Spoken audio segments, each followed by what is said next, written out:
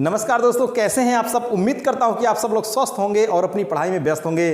तो दोस्तों चलिए हो जाइए तैयार पीजीटी बायोलॉजी 2021 के लिए, क्योंकि टीजीटी 2016 और टीजीटी बायोलॉजी 2021 का एग्जाम अभी फिनिश हो गया, अच्छे से संपन्न हो गया।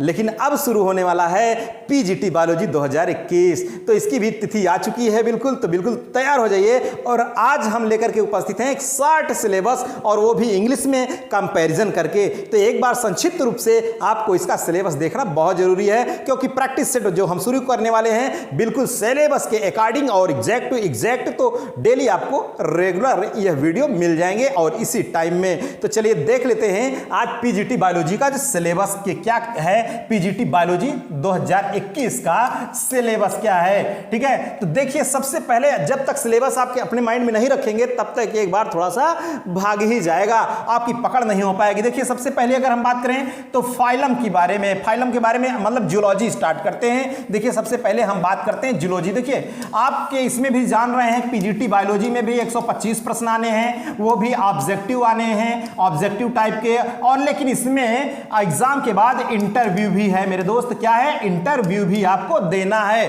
ठीक है, अगर क्वालिफाई हो गए आप रिटन एग्जाम में तब। और उसके बाद देखिए इसमें जूलॉजी प्लस बॉटनी, इसमें भी जूलॉजी और प्लस बॉटनी दोनों आने हैं। ठीक है, कुछ लोगों को शंका होती है कि केवल बॉटनी आएगा, केवल जूलॉजी आएगा। इसमें दोनों होंगे, जूलॉजी के भी प्रश्न होंगे और बॉटनी के भी प्रश्न होंगे। किसमें? बायोलॉजी में। ठीक है, तो चलिए देखिए सबसे पहले फाइलम के बारे में बात करें तो इनवर्टिब्रेटा जो है अकशेरुकी जिसे कहते हैं, और वो वर्टिब्रेटा अर्थात कॉर्डेटा, उसमें आप देख रहे हैं कॉर्डेटा का है। तो इनवर्टिब्रेटम जो आपको फाइलम देखने हैं उसको क्या क्या पढ़ना है। देखिए फाइलम में अब हम आपको बता दें यहाँ क्या क्या पढ़ना। जैसे प्रोटोजोआ है, सिलेंट्रेटा है, प्लेटीहेलमिन्थीस है, निमेटोडा या स्केलमिन्थीस कह दीजिए, सिलेंट्रेटा, समझ रहे जो भी आगे और भी हैं। देखिए सबसे पहले प्रोटोजोआ में तो आपको केवल यहाँ 2 ही पढ़ने थे, जैसे टीजीटी में 4 पढ़ने थे, पीजीटी में 2। एक तो एंटमीबा को पढ़ना है, एंटमीबा हिस्टोलिट का, समझ रहे हैं आप, जान रहे हैं कि एंटमीबा जिंजिविलिस, लेकिन यहां केवल एंटमीबा दे रखा है, इसकी स्पीसीज नहीं। इसमें जितने भी हैं उन सभी को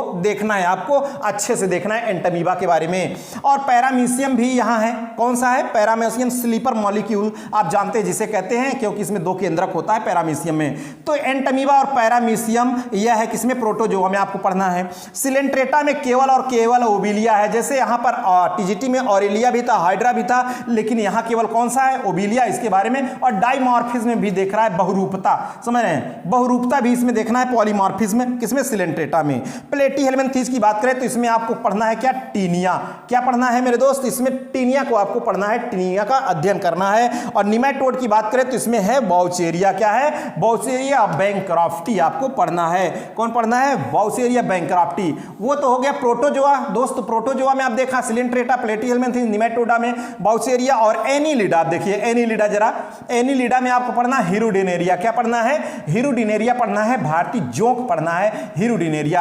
आर्थ्रोपोडा में आपको यहां देखना है क्रेस्टेसी में मुख्य रूप से पैलियोमॉन, प्राण, ये पीछा नहीं छोड़ रहा है, ले लेता है सबका प्राण, क्योंकि इसकी टांगे इतनी होती है कि टांगे ही देखते देखते एंटीन्यूल्स कहां है, समझ रहे हैं, एंटीनी कहां है, ये थोरेक्स, सिफेलोथोरेक्स कहां है, ये थोड़ा सा आपको चिलैट लेग और नॉन चिलैट लेग क्या होते हैं। मोलस्का में यहां यूनियो नहीं, केवल किसका अध्ययन करना है? पाइला का अध्ययन करना है, पाइला देखना है। और इकाइनोडर्मेटम स्टारफिश, तो इसका मतलब सभी में केवल एक यहां जीनस देखने हैं। केवल प्रोटोजोआ ही ऐसा है जिसमें 2 हैं। ठीक है, प्रोटोजोआ में एंटमीबा, पैरामीशियम, बाकी सिलेंट्रेटा, मोबिलिया, प्लेटीहेलमिन्थीनिया और निमेटोडा में जो है बाउचेरिया, एनीलिडा में हिरुडिनेरिया, आर्थ्रोपोडा में पैलियोमॉन, मोलस्का में पाइला, इकाइनोडर्मेटा स्टारफिश। अब देखते हैं जरा यहां हम बात करते हैं कार्डेटा की बात करें। अगर कार्डेटा में देखिए इसमें क्लासिफिकेशन सबसे पहले देखिए, इसका भी क्लासिफिकेशन देखना है आपको इनवर्टिब्रेटा का, और कार्डेटा का सबसे पहले क्लासिफिकेशन आपको देखना है। क्लासिफिकेशन के बाद इसमें टेट्रापोडा है, चतुष्पादी जो है, इनको मुख्य रूप से आपको देखना है, विशेष रूप से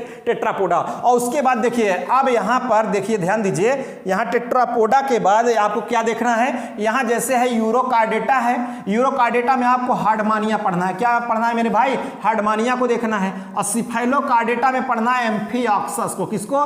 एम्फिऑक्सस, इसे आप ब्रैंकियोस्टोमा कहते हैं ना, तो ब्रैंकियोस्टोमा और हार्डमानिया ये दोनों आपको पढ़ने हैं। अब यहां आप बैलेनो ग्लासेस दिख रहा है क्या? नहीं ना। अब पिसीस है, पिसीस मत्स्य है, ये पिसीज में मुख्य रूप से स्पेशली आपको देखना है स्कॉलियोडॉन को। किसको देखना है? स्कॉलियोडॉन को देखना है, ठीक है, जिसे आप कुत्ता मछली कहते हैं, स्कॉलियोडॉन, ये आपको पढ़ना है। एम्फीबिया में क्या है?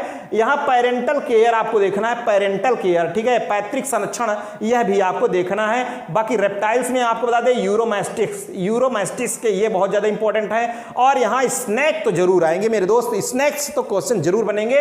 Poisonous and non poisonous snake यहाँ तो हर वर्ष बनते हैं। बाकी एवीज में देखिए पिसीज हो गया, एम्फीबिया, रेप्टाइल्स और मैमेलिया है, अभी है आगे। और ये है एवीज। एवीज में क्या पढ़ना है? कोलंबा है, और इसमें माइग्रेशन पढ़ना है। किसमें? एवीज में, ठीक है, माइग्रेशन भी पढ़ना है एवीज में। मुख्य रूप से यहाँ कबूतर, वही कोलंबा देखना है। और देखिए इसमें आगे कहाँ गया भाई? वो तो अपना जो मुख्य रूप से अभी देखिए यहां पर बात कर रहा है कैरेक्टरिस्टिक फीचर की। किसकी बात कर रहा है? कैरेक्टरिस्टिक फीचर की बात कर रहा है। किसकी? Characteristic feature of Prototheria, Metatheria और एक आ गया ड्यूथीरिया, समझ रहे हैं। और इसमें बंधुता भी देखनी है, इसमें एफेंटीज देखनी है, तीनों में प्रोटोथीरिया, मेटाथीरिया, ये कैरेक्टरिस्टिक इसका लक्षण भी पढ़ना है, समझ रहे हैं। इसके साथ साथ इसमें आप देखिए क्या पढ़ना है, जिसे फिजियोलॉजी से संबंधित ह्यूमन फिजियोलॉजी, समझ रहे हैं, या इन्हीं सब का जो आप देख रहे हैं वर्टिब्रेटा फिजियोलॉजी। डाइजेशन पढ़ना है, यहाँ पर क्या पढ़ना है? डाइजेशन पढ़ना है, और सर्कुलेशन पढ़ना है, रिस्पिरेशन पढ़ना है, एक्सक्रीशन है, और रिप्रोडक्टिव सिस्टम, ये सभी सबसे ज्यादा इंपॉर्टेंट। और मुख्य रूप से मैं आपको दूं, इसमें एंडोक्राइन सिस्टम तो जरूरी आता है भाई, ठीक है, हार्मोन्स जो आप देखते हैं। और ये डेवलपमेंटल बायोलॉजी है। इसमें डेवलपमेंटल बायोलॉजी में क्या पढ़ने हैं? किसके किसका डेवलपमेंट, एम्ब्रियोनिक डेवलपमेंट किसका किसका देखना है? जैसे एम्फिऑक्सस का देखना है, फ्रॉग का देखना है, चिक का देखना है, और विविपैरी इन मैमल्स। मैमल्स में क्या? विविपैरी भी आपको पढ़ना है, मैमल्स में भी। और इनके आपको देखना है बिल्कुल क्या, डेवलपमेंटल जो एम्ब्रियोलॉजी होती है, एम्ब्रियोलॉजी, वो भी आपको देखना है। तो बिल्कुल सिलेबस आपके माइंड में हमेशा छपा होना चाहिए। ये सिलेबस अगर छप गया माइंड में तो समझो परीक्षा में छप गया। अब देखिए बात करते हैं जैसे बायोलॉजी में, अब उसके इनवर्टिब्रेटा वर्टिब्रेटा के बाद क्या है इसमें, जैसे इन्वायरमेंटल बायोलॉजी है। क्या है दोस्त? इन्वायरमेंटल बायोलॉजी है, आपको देखना है। इसमें इन्वायरमेंटल बायोलॉजी में जैसे इकोसिस्टम आ गया पूरा का पूरा, और इसमें इंट्रैक्शन आ गया, और टॉक्सिकोलॉजी, ये थोड़ा सा आपको देखने को मिल गया ना, टॉक्सिकोलॉजी, विष विज्ञान, समझ रहे हैं, यहां पर भी आपको ये देखने को मिल गया। और यहां पर वाइल्ड लाइफ, अभी तो टीजीटी में आपको नहीं दिखे क्वेश्चन वाइल्ड लाइफ से, वाइल्ड लाइफ सेंचुरी, समझ रहे हैं, ये सभी समझ रहे हैं, वन्य जीव जो संरक्षण हैं पूरे तो नहीं देखने, लेकिन यहां जरूर आएंगे भाई, जरूर आएंगे। कंजर्वेशन और सेंचुरीज, ये सभी, जैसे भारतीय गैंडा हो गया, और शेर हो गया, चीता हो गया, हिरन हो गया, इन सबका संरक्षण कहां है? वही जो नेशनल पार्क्स हैं, तो जरूर उससे क्वेश्चन बनते हैं। और इकोनॉमिक जूलॉजी, अब देखिए इकोनॉमिक जूलॉजी आ गया, वहां तो इकोनॉमिक बॉटनी पे ज्यादा प्रेशर दिया था, यहां पर भी है, मैं आपको दिखा रहा हूं, लेकिन इकोनॉमिक जूलॉजी भी इससे जरूर होंगे। जैसे क्या? एपीकल्चर है, मधुमक्खी पालन, सेरिकल्चर है, पीसीकल्चर है, पोल्ट्री है, और मेडिसिन ऑब्टेन्ड फ्रॉम एनिमल, कुछ जंतु ऐसे होते हैं जिससे मेडिसिन प्राप्त होती है, उनको भी आपको पढ़ना है, ठीक है। आगे अगर बात करें इनके सिलेबस में थोड़ा सा देखिए, जैसे आपको बायोस्टैटिक्स, अब यहां थोड़ा आपको नया देखने को मिल गया। क्या देखने को मिल गया दोस्त? बायोस्टैटिक्स आपको नया देखने को मिल गया, समझ रहे हैं। थोड़ा सा इसमें मैथमेटिकल कॉन्सेप्ट होता है, बायोलॉजी वालों के लिए थोड़ा सा मुश्किल हो जाता है, समझ रहे हैं, आप सबके लिए, क्योंकि ये बायोस्टैटिक्स थोड़ा जो स्थैतिकी है, थोड़ा सा घुमाव टाइप का होता है, समझ रहे हैं। साई स्क्वायर टेस्ट क्या होता है इसमें, ये सभी आ जाते हैं, इसमें थोड़ा सा घुमा देता है। बाकी इसके अलावा आपको बता दें, हम एनिमल फिजियोलॉजी आपको देखने, एनिमल फिजियोलॉजी में आप जानते ही है कि क्या क्या सम्मिलित है, अभी मैंने बात किया था। बाकी इसमें सबसे ज्यादा इंपॉर्टेंट क्या है? Endocrine gland. इंडोक्राइन ग्लैंड से यहां से क्वेश्चन जरूर बनते हैं मेरे दोस्त, और जरूर दिखेगा आपको। बाकी इसमें बायोजियोकेमिकल साइकिल है, जो चक्र वाले होते हैं, नाइट्रोजन चक्र, ऑक्सीजन चक्र, जल चक्र, समझ रहे हैं, ये सभी चक्र की भी बात करेगा, यहां चक्र से भी क्वेश्चन मिलेंगे आपको। बाकी एंजाइम जो आप पढ़ रहे हैं, एंजाइम समझ रहे हैं, क्रियाविधि, इसकी सक्रियता यहां से भी। और बाकी इसमें जो एड्स है, एड्स पर विशेष रूप से यहां क्वेश्चन बनते हैं। किस पर? एड्स पर, तो इसको भी देख लेना बहुत जरूरी है, ठीक है। बाकी इसके अलावा क्या है, जैसे एनिमल बिहेवियर आपको देखना है, ठीक है, प्राणी विज्ञान व्यवहार, ये जो प्राणियों में व्यवहार होता है उसको भी यहाँ आपको देखना है। बाकी साइटोलॉजी, जेनेटिक्स तो सभी में है मेरे दोस्त, ठीक है, साइटोलॉजी और जेनेटिक्स। साइटोलॉजी में तो आप जान ही रहे कितना बड़ा सिलेबस है इसका, और जेनेटिक्स भी आपका थोड़ा सा बड़ा सिलेबस है। बाकी इसमें फोकस आपको मुख्य रूप से देखना है प्रोटीन सिंथेसिस पे। प्रोटीन सिंथेसिस पे तो जरूर ही क्वेश्चन बनते हैं, ठीक है, प्रोटीन संश्लेषण पर। बाकी इसके अलावा जो प्रोकैरियोटिक है, प्रोकैरियोटिक कोशिका, इसका भी देखना। जैसे अब इस प्रोकैरियोटिक में जो आनुवांशिक रूप से रूपांतरित होते रहते हैं, जेनेटिक्स आनुवांशिकी देखना है किसमें, प्रोकैरियोटिक में। जैसे यहाँ प्लाज्मिड हो गया और कौन, फैज्मिड हो गया, प्लाज्मिड हो गया और फैज्मिड हो गया। बाकी इसमें जेनेटिक इंजीनियरिंग भी आपको देखना है। क्या देखना है, जेनेटिक इंजीनियरिंग भी देखना है, ठीक है। आनुवांशिकी अभियांत्रिकी, माइक्रोबायोलॉजी और इसका इंपॉर्टेंस भी देखना है। किसका, माइक्रोबायोलॉजी और इसका इंपॉर्टेंस भी आपको देखना है। बाकी इसमें आगे बता दें आपको, ये तो पूरे जूलॉजी के सिलेबस हैं, लेकिन अब बॉटनी के सिलेबस देख लीजिए। बॉटनी में देखिए हम आपको फटाफट बता दें, जैसे इसमें देखिए वायरस हो गया, आप जानते हैं virus, bacteria, fungi, algae, lichen, bryophyta और टेरिडोफाइटा और जिम्नोस्पर्म, फिर एंजियोस्पर्म, ये सभी आ जाते हैं। तो वही क्रम है कि वायरस पढ़ना है पूरा, बैक्टीरिया पढ़ना है, लाइकेन पढ़ना है और एल्गी। अब एल्गी में क्या पढ़ना है, यहाँ मुख्य रूप से क्या क्या है, इन पर फोकस करना। पीजीटी में यही तो विशेषता है कि अंदर इसके अंदर घूस के प्रश्न पूछता है। कैसे पूछता है, घूस के पूछता है इसके अंदर, समझ रहे हैं। जैसे ऑसिलेटोरिया है, साइटोनीमा है, क्लेमाइडोमोनास है, वॉलवॉक्स है, उडोगोनियम है, कारा है, बट्रैकोस्पर्मम है, फ्यूकस है और इक्टोकार्पस और पेडाइना है। समझ रहे हैं, इतने स्पीसीज हैं इसकी। सोच लीजिए कि 1 2 3 4 5 6 7 8 9 10 स्पीसीज हैं किसकी, एल्गी की। तो इतने आपको इनके बारे में आपको डिफरेंशिएट करके पढ़ लेना है कि क्या इसमें भिन्नता है, इसमें क्या इंपॉर्टेंट क्वेश्चन बनता है, इसका इंपॉर्टेंट क्या क्वेश्चन बनता है, सबके इंपॉर्टेंट कंपेरिजन करके आपको इंपॉर्टेंट क्वेश्चन निकाल लेना है, तो बड़ा आसान हो जाता है, ठीक है। अब बाकी इसके अलावा अगर ब्रायोफाइटा की बात करें हम, ब्रायोफाइटा की, तो इसको जरा देखिए। ब्रायोफाइटा में अगर कंपैरिजन करके पढ़ेंगे तभी बहुत आपको सिंपल लगेगा दोस्त। ब्रायोफाइटा में देखिए जैसे रिक्सिया है, मार्केंसिया है, पैलिया है और एंथोसिरास है, स्फैगनम है और फ्यूनेरिया है। कितनी स्पीसीज हैं, 6। अब 6 में क्या डिफरेंशिएशन है, इसमें मुख्य रूप से थोड़ा सा दुष्टता दिखाता है एंथोसिरास, क्योंकि इसका थैलस जो है इसमें थोड़ा एनाबिना स्टॉक और इसके राइजोइड्स में सबसे थोड़ा सा अलग है। पैलिया, मार्केंसियम जैसे जिम्मी जिम्मा होते हैं, ये सब अलग दिखते हैं। तो इसका जो कंपैरिजन, जैसे इसमें नाम पूछ लेता है, इसका इंपॉर्टेंस स्फैगनम का, समझ रहे हैं, कई नाम है इसके, समझ रहे हैं, तो ये भी पूछ लेता है। फ्यूनेरिया में आ गया, समझ रहे हैं, इसका जो कैप्सूल वाला भाग होता है वहां से क्वेश्चन उठा करके ले लिए जाते हैं। तो अगर इंपॉर्टेंट आप देख लीजिए, अगर इसको कंपैरिजन करके पढ़ेंगे तो पूरा याद हो जाएगा, बहुत मुश्किल नहीं होता है। 6 कॉलम बनाइए, क्या क्या इंपॉर्टेंट है उसके, उनके प्रश्न को निकाल लीजिए, समझ रहे हैं। बाकी इसका आप प्रैक्टिस सेट कर लीजिए। टेरिडोफाइटा में देखिए जैसे साइलोटम हो गया, लाइकोपोडियम हो गया, सिलेजिनेला हो गया, इक्विसीटम हो गया और मार्सिलिया, कितने हो गए, इसमें भी 6 हैं। कितने, 6 इसमें भी हैं। तो इसका भी कंपैरिजन करके आप देख लीजिए कि किसमें क्या इंपॉर्टेंट बनता है। बाकी इसमें स्टीलर सिस्टम भी है। क्या है, stelar system, protostele, siphonostele, आप जानते हैं कि प्लेक्टो स्टील, मिक्स्ड स्टील और जितने भी है प्लानो स्टील, समझ रहे हैं, ये सभी इसका स्टीलर सिस्टम है। बाकी इसमें हेट्रोस्पोरी और सीड हैबिट, इस पर भी क्वेश्चन बन जाते हैं। होमोस्पोरस कौन है और हेट्रोस्पोरस कौन है, ठीक है, एलईडी पटपट यहां तो जरूर ही आता है, समझ रहे हैं। बाकी जिम्नोस्पर्म है, जो जिम्नोस्पर्म है यहां देखिए साइकस है, पाइनस है, इफेड्रा, ठीक है, साइकस, पाइनस, इफेड्रा, यहां इफेड्रा अलग से देखने को मिल गया। तो इफेड्रा को भी आप अलग से थोड़ा सा इसके कैरेक्टर क्या है, क्या भिन्नता है, इसको भी पढ़ लीजिए। बाकी इकोनॉमिक इंपॉर्टेंस तो आता ही है।